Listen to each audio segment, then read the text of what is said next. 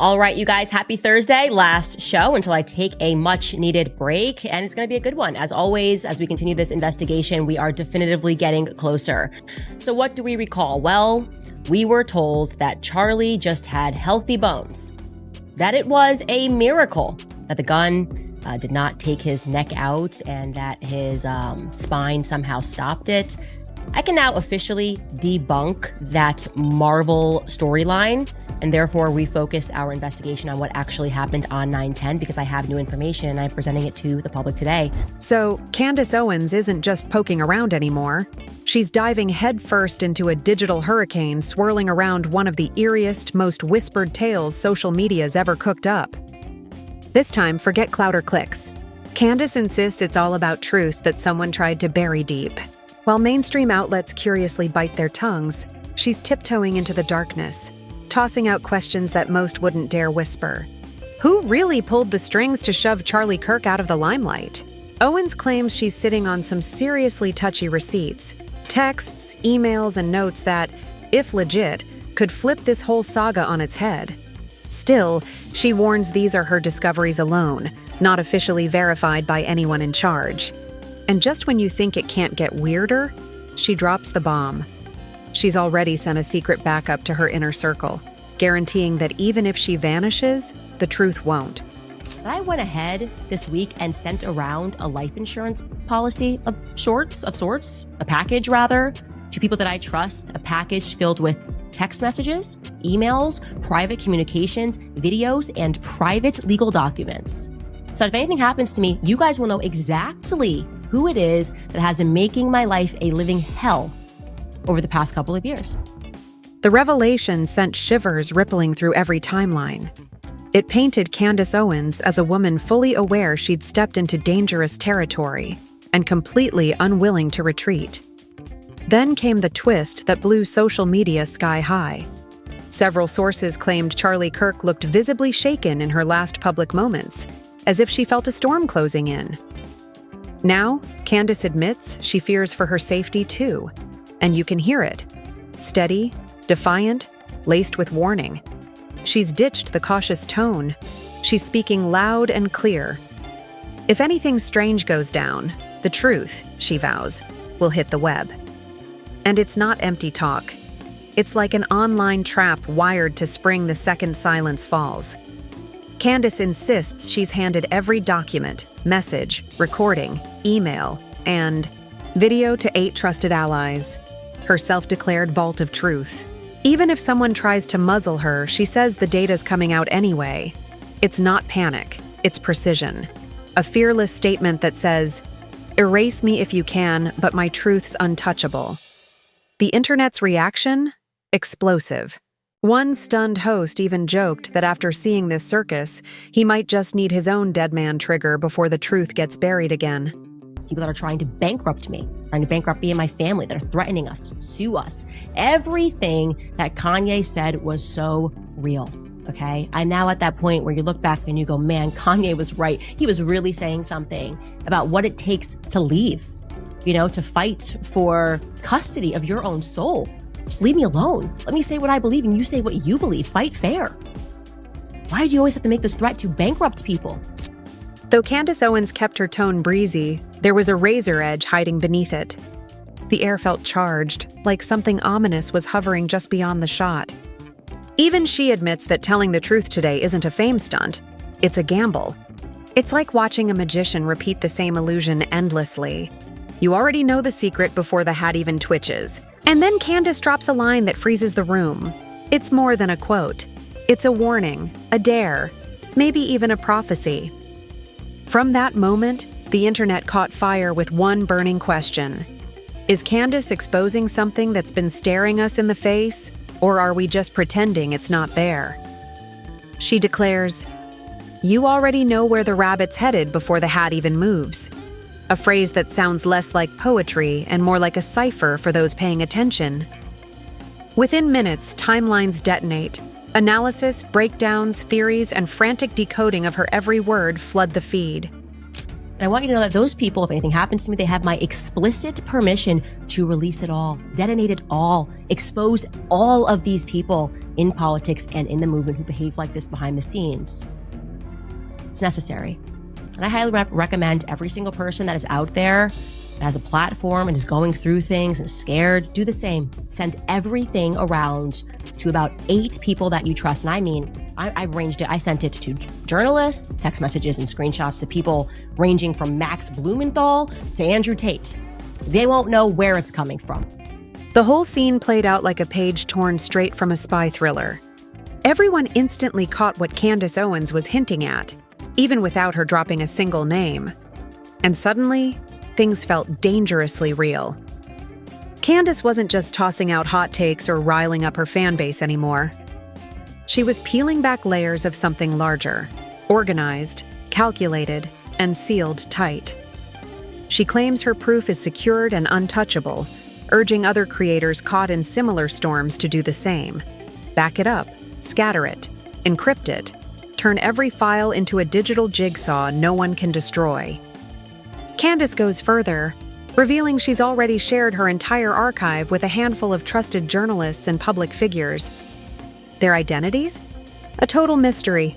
8 people, 8 secret vaults, 8 threads that can't all be cut at once. Even if one goes down, the rest keep the circuit alive. This isn't fear, it's foresight. A genius tactic that flips vulnerability into raw control. Now, the web isn't just watching Candace. They're asking, is this self-defense or one of the most brilliantly executed media chess moves we've seen in years? 3 people told me off record. 2 people who have this in a written communication from Charlie. One who is a Turning Point USA donor, and I would say very much one of the white knights in this. The very day before Charlie Kirk died, he expressed that he thought he was going to be killed. Candace Owens called it her digital shield, a fortress of data no one could delete, bend, or hijack. Word spread that one of her secret guardians was journalist Max Blumenthal, while the rest stayed hidden like ghosts in the machine, quiet, scattered, untraceable. An insider laughed it off, claiming people were twisting her words, but beneath the chuckles sat a brutal truth. Once something hits the internet, it's not yours anymore. It gets grabbed, reshaped, distorted beyond recognition, so Candace sealed her files in encrypted vaults, not from panic, but to command her own story. Then came the moment that detonated the web. Candace confirmed her security system had gone live. Within minutes, pandemonium hit every feed. Hashtags like Cheer Candace Files, Cheer Kirk Truth, and Cheer Switch Activated blazed across global headlines. Comment sections turned into war zones. Everyone demanded to know who had the files, what secrets they held, and why she'd guard them so fiercely. Rumors sprinted past facts. Some swore they'd seen leaks on dark forums. Most were bogus. Still, the frenzy roared. Reporters flooded her inbox until suddenly, silence. Candace vanished from every platform for 2 full days. No posts, no videos, nothing. And that quiet hit harder than any claim she'd ever made, as if the world was holding its breath, waiting for a signal from her unseen digital shield still humming in the dark. Whispers rose. Was Candace guarding world-shaking proof? Or was she the mystery itself? A source close to her confessed, "I've got a bad feeling something's coming." That's when chaos erupted again.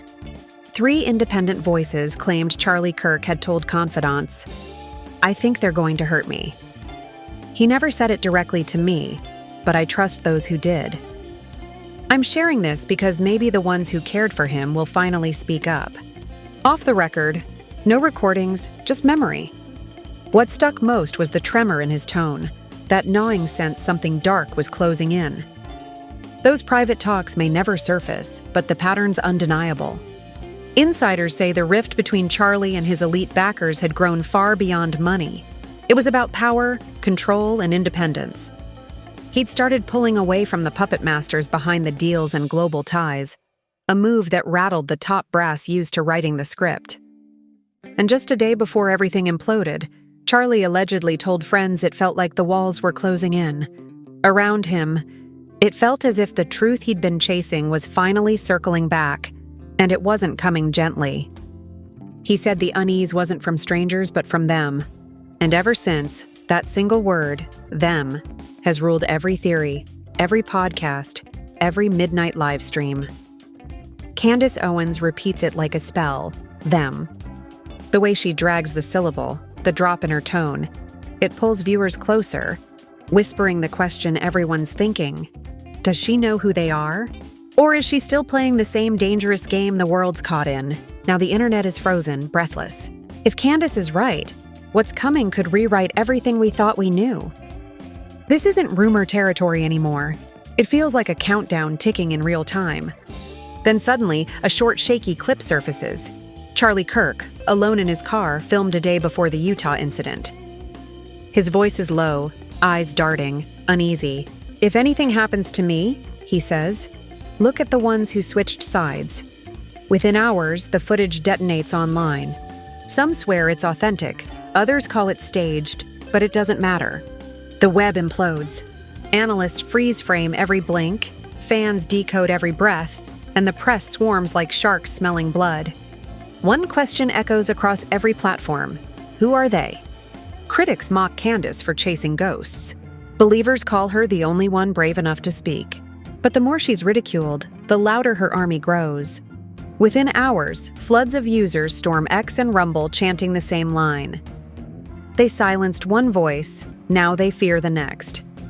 What follows isn't debate. It's a digital uprising, raw and electric. The true chill isn't in what Candace says, but what she leaves unsaid. She hints that shards of her evidence are already loose across the web, beyond deletion. She calls it the fragmented truth, and that phrase stops everyone cold. Once something's copied enough times, she warns, it can never be erased. The words echo like a cold gust, less a threat, more a prophecy. The story's alive, waiting to surface. And then the chaos deepens. Independent journalist Max Blumenthal posts a cryptic message, hinting that he's found something big. Max Blumenthal claimed he'd uncovered interesting documents tied to Candace Owens' investigation, ones he'd only drop if things got dire. That single post detonated the internet overnight. A swarm of digital detectives stormed every platform, chasing clues, screenshots, and rumors, convinced the truth was inches away. Then came the twist. An anonymous user uploaded a so-called digital map, claiming 8 secret drives were stashed across multiple countries. No one verified it, but paranoia spread like wildfire. Mainstream outlets scrambled to kill the buzz, branding it online hysteria. But by then, it was too late. The narrative had escaped. Even CNN had to weigh in, labeling it a digital frenzy built on suspicion and speculation. Yet one nagging detail kept the world hooked. The official version didn't line up. The report was sealed tight, the family stayed silent, and leaked footage from the parking lot revealed a shadow that didn't match the name on record. That's when the whispers reignited, slow at first, then roaring by the hour. Not wild claims, but sharp, unsettling questions. What was missing? Who was editing the story? And why did the truth seem to be hiding in plain sight? Candace's followers dubbed it the biggest media scandal of the decade, a digital hurricane no one could contain. Then came whispers from inside sources claiming powerful entities were quietly watching every move. It sounded paranoid, until entire threads, videos, and archives vanished overnight. That's when Tucker Carlson broke his silence. When journalists start pulling the safety switch, something's deeply wrong in America. Just one sentence, but it hit like a thunderclap. For thousands online, it felt like confirmation. Maybe Candace wasn't being dramatic after all. And by the next morning, everything had escalated. Everything had escalated. A leaked internal memo exposed sweeping data breaches and secret surveillance targeting top media figures, and instantly, the internet tied it all to Candace Owens. Within minutes, hashtags like "they knew," "Candace warned us," and switches activated shot to the top of every feed. In just 48 hours, her Rumble audience tripled, convinced something massive was unfolding. Then, Candace posted one cryptic line. "When truth becomes a threat, only courage will keep you alive." And then, total silence.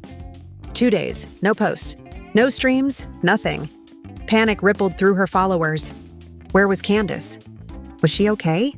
A screenshot of her last status went viral, and when Elon Musk tweeted, "I hope she's safe," 40 million people stopped scrolling. When Candace finally reappeared, the tone was chilling. Dim lighting, slow voice, calm but electric with tension. "I'm fine," she whispered, "but this is bigger than me." Then, locking eyes with the camera, she said, "They don't just want silence, they want obedience." 10 seconds of stillness. Fade to black. The internet lost its mind. Some said she looked terrified. Others swore she was preparing for war. Either way, it wasn't just a comeback. It was a moment. Even her critics went quiet. Then came the leak.